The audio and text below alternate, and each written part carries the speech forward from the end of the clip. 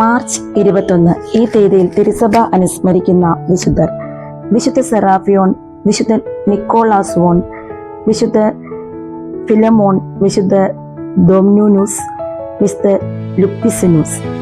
വിശുദ്ധ സെറാഫിയോൺ 388 കാലഘട്ടത്തിലാണ് വിശുദ്ധ സെറാഫിയോൺ ജീവിച്ചിരുന്നത്. വിശുദ്ധ സെറാഫിയോൺ 4-ാം നൂറ്റാണ്ടിൽ ഈജിപ്തിൽ ജീവിച്ചിരുന്നു. പരുക്കൻ ലിനൻ വസ്ത്രങ്ങൾ, അതായത് സിൻഡോണ, അത് മാത്രം ധരിച്ചതിനാൽ അദ്ദേഹം സിൻഡോണൈറ്റ് എന്നറിയപ്പെടുന്നു. ചെറുപ്പം മുതൽ അദ്ദേഹം ആകാശത്തിലെ പക്ഷികളെ പോലെ ജീവിച്ചു. അദ്ദേഹത്തിന് ഒരു അഭയസ്ഥാനം ഉണ്ടായിരുന്നില്ല.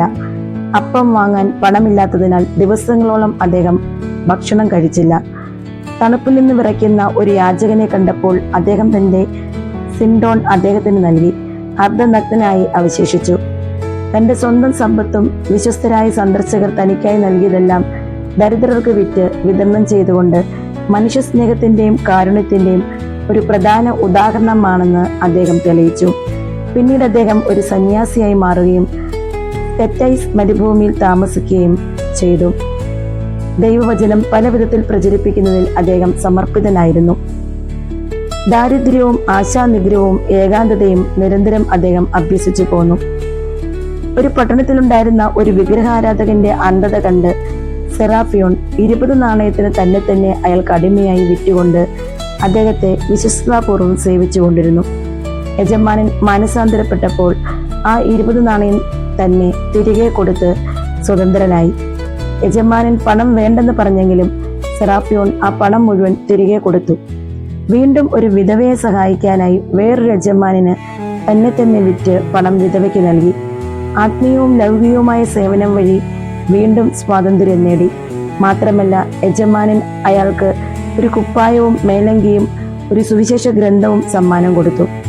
പുറത്തു കടന്ന ഉടനെ ഒരു ദരിദ്രന് മേലങ്കിയും വേറൊരു ദരിദ്രന് കുപ്പായവും അദ്ദേഹം ദാനം ചെയ്തു.